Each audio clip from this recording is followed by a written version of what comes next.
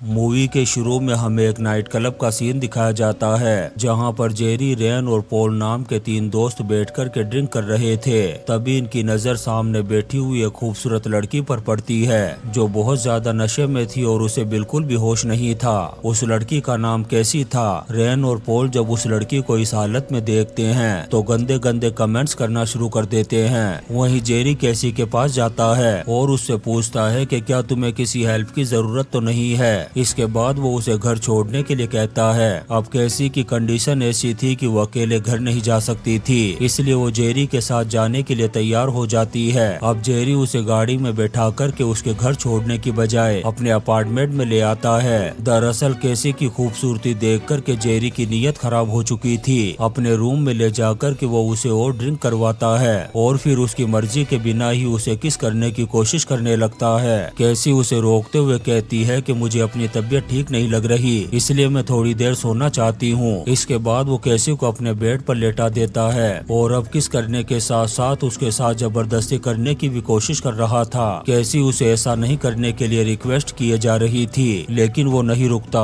तब अचानक से कैसी खड़ी हो जाती है और उस पर गुस्सा करते हुए कहती है कि जब मैंने एक बार मना कर दिया है तो क्या तुम्हें समझ में नहीं आता। यहाँ पर कैसी को देख कर के ऐसा लग रहा था कि जैसे उसने बिल्कुल भी नशा नहीं किया हुआ हो। इसके बाद कैसी को हम उसके घर में देखते हैं जहाँ पर वो अपनी डायरी निकालती है और उसमें जेरी का नाम लिख लेती है। उस डायरी में पहले से ही बहुत सारे लड़कों के नाम लिखे हुए थे। यहाँ पर हमें पता चलता है कि कैसी एक मेडिकल ड्रॉप आउट है जिसका ना कोई फ्रेंड है और ना ही कोई बॉयफ्रेंड। वो अपने पेरेंट्स के साथ इसी घर में रहती है और एक कॉफी शॉप में जॉब करती है। फिर एक दिन कैसी जब अपने कॉफी शॉप में काम कर रही थी तब इस कॉफी शॉप में कैसी की स्कूल का ओल्ड मेट रायन आता है। वो कैसी को देख कर के पहचान लेता है। फिर उससे बात करते हुए कहता है कि मैं स्कूल टाइम में भी तुम्हें पसंद किया करता था। वो कैसी से कहता है कि क्या तुम मेरे साथ डेट पर चलना पसंद करोगी। कैसी भी उसके साथ जाने के लिए फौरन हाँ कह देती है। फिर उसी रात हम नील नाम के एक लड़के को देखते हैं जो जेरी की तरह ही कैसी को नशे की हालत में अपने घर लेकर के आ गया था।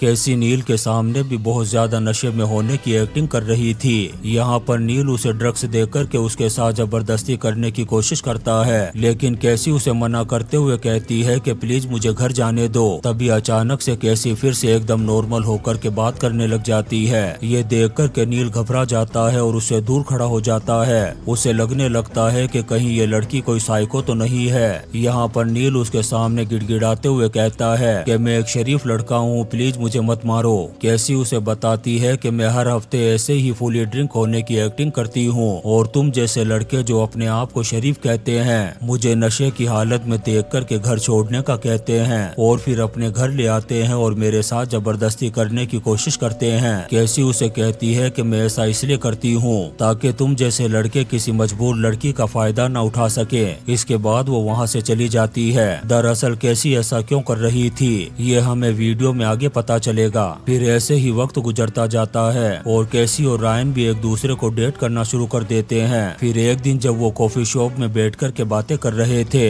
तब कैसी को पता चलता है कि रायन अभी भी उसकी स्कूलमेट के कांटेक्ट में है। यहाँ पर रायन कैसी को बताता है कि अपनी स्कूल का सबसे पॉपुलर लड़का जिसका नाम अलेक्जेंड्रा था और हम उसे एल कहा करते थे, जल्दी ही उसकी शादी होने वाली है। एल का नाम सुनते ही कैसी बहुत ज्यादा टेंशन में आ गई थी। यहाँ पर हमें पता चलता है कि एल ही वो लड़का था जिसकी वजह से ही कैसी और उसकी बेस्ट फ्रेंड नीना फिशर को मेडिकल कॉलेज से ड्रॉप आउट करना पड़ा। यहाँ पर हमें पता चलता है कि एक रात जब नीना एक पार्टी में थी और बहुत ज्यादा नशा करने की वजह से उसे बिल्कुल भी होश नहीं था। उसकी ऐसी हालत देखकर के एल और उसके फ्रेंड नीना को एल के रूम में ले गए थे जहाँ पर उन सब ने मिलकर के नीना के साथ जबरदस्ती की। अपने साथ हुए इस गलत काम की वजह से नीना बहुत ज्यादा दुखी हो गई थी। वो ये सदमा बर्दाश्त न कर सकी और उसने अपनी जान दे दी। वहीं स्कूल मैनेजमेंट अपने स्कूल की रेपुटेशन बचाने के लिए उन लड़कों के खिलाफ कोई भी एक्शन नहीं लेता। अपनी बेस्ट फ्रेंड की मौत की वजह से कैसी भी पूरी तरह से टूट चुकी थी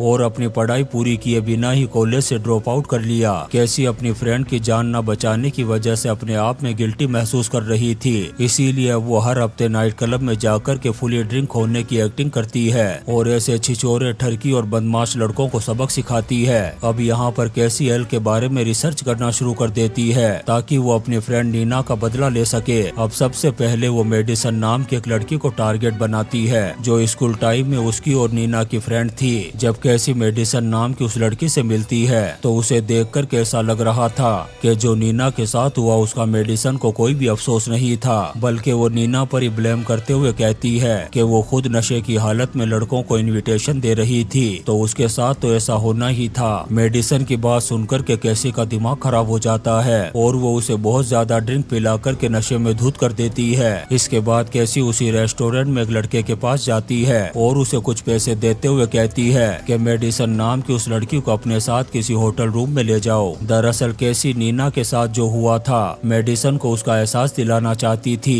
इसके बाद कैसी की अगली टारगेट एलिजाबेथ वॉलकर नाम की एक औरत थी। एलिजाबेथ उस वक्त इनके मेडिकल कॉलेज की डीन थी। जब नीना के साथ वो इंसिडेंट हुआ था उसने अपने कॉलेज की रेपुटेशन को बचाने के लिए इस केस को रफा दफा कर दिया था। कैसी उसके पास जाती है और उसे कहती है कि वो अभी अभी उसकी बेटी को 3 लड़कों के साथ एक होटल रूम में छोड़ कर के आई है। साथ ही उसे बताती है कि तुम्हारी बेटी शराब के नशे में धुत थी। अब पता नहीं वो तीनों लड़के उसके साथ क्या कर रहे होंगे। ये सुनते ही डीन उसके सामने गिड़गिड़ाते हुए उस होटल का एड्रेस मांगती है ताकि वो अपनी बेटी को बचा सके। काफी देर पूछने के बाद भी जब कैसी उसे होटल का एड्रेस नहीं बताती तब डीन रोते हुए नीना के साथ जो उसने किया था उसके लिए माफी मांगती है। तब कैसी उसे कहती है कि टेंशन मत करो, तुम्हारी बेटी बिल्कुल सेफ है। दरअसल मैं तुम्हें एहसास दिलाना चाहती थी कि जब तुम किसी से प्यार करते हो और उसके साथ ऐसा हादसा हो तो कैसा महसूस होता है। इसके बाद कैसी अपने तीसरे टारगेट जॉर्डन के घर पहुंचती है। दरअसल ये एक लॉयर था और इसी ने एल का केस अपने हाथ में लेकर के उसे बचाया था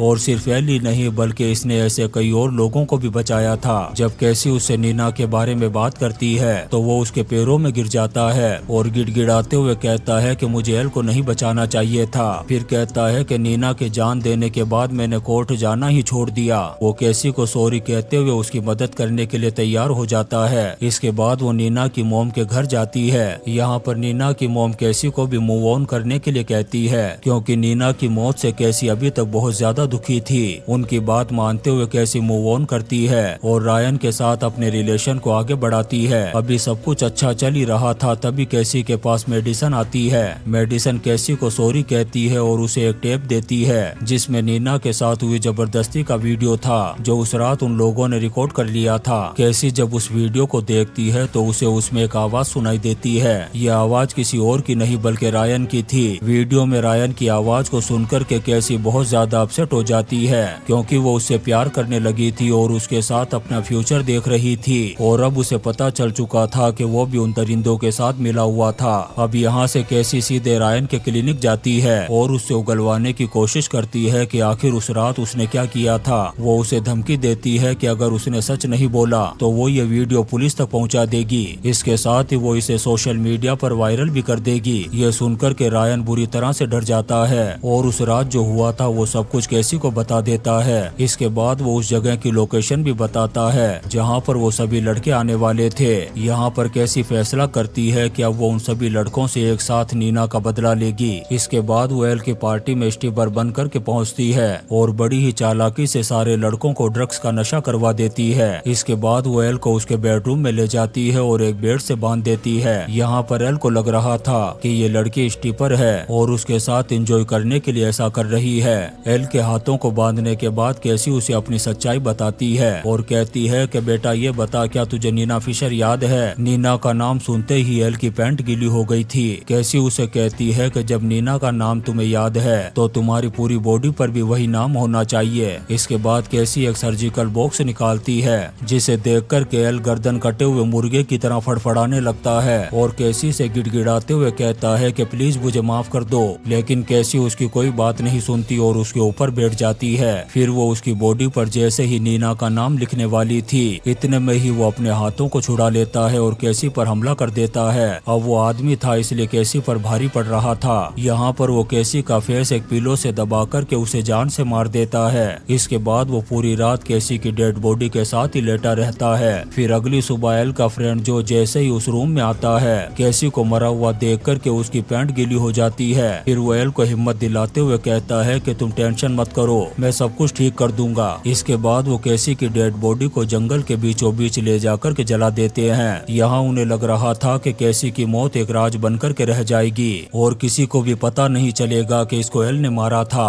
वहीं दूसरी तरफ कैसी के पेरेंट्स पुलिस स्टेशन में जाकर के उसकी मिसिंग रिपोर्ट लिखवाते हैं। पुलिस वाले भी अब कैसी को तलाश कर रहे थे। एक डिटेक्टिव कैसी के बारे में पूछताछ करने के लिए रायन के पास पहुंचता है। हालांकि रायन को पता था कि कैसी एल की पार्टी में गई थी, लेकिन वो डिटेक्टिव से ये कहता है कि मुझे उसके बारे में कुछ नहीं पता, मेरा तो उसके साथ हफ्ते भर पहले ही ब्रेकअप हो चुका है। अब यहाँ पर हमें एक ट्विस्ट देखने को मिलता है। दरअसल नीना जब एल की पार्टी में जा रही थी तब वो अच्छी तरह से जानती थी कि वहाँ पर उसकी जान को खतरा है और शायद वो जिंदा बचकर के वापस न आ सके। इसीलिए उसने एक लेटर और नीना के साथ हुए हादसे का वीडियो और उस जगह की लोकेशन जहाँ पर वो जा रही थी उस लॉयर जॉर्डन को भेज दिया था। उसने लेटर में लिखा था कि अगर वो मिसिंग हो जाए तो ये लेटर और टेप पुलिस तक पहुँचा देना। जॉर्डन भी वो टेप पुलिस तक पहुँचा देता है। अब पुलिस कैसी को ढूंढते हुए जंगल में पहुँचती है। तब उन्हें वो राख मिल जाती है जिसमें कैसी की डेड बॉडी को जलाया गया था। उस राख में पुलिस को एक लॉकेट मिलता है जिस पर नीना लिखा हुआ था। अब पुलिस यहाँ से सीधे एल की वेडिंग में जाती है और उसे अरेस्ट कर लेती है। उस पर नीना के साथ जबरदस्ती और कैसी का मर्डर करने का मुकदमा चलाया जाता है और इसी सीन के साथ ये शानदार मूवी प्रमोसिंग यंग वुमेन खत्म हो जाती है। दोस्तों, हम आपके लिए ऐसी ही इंटरेस्टिंग मूवीज एक्सप्लेन करते रहेंगे, तो आप चैनल को सब्सक्राइब जरूर करें और लाइक और कमेंट्स भी करें। Thank you.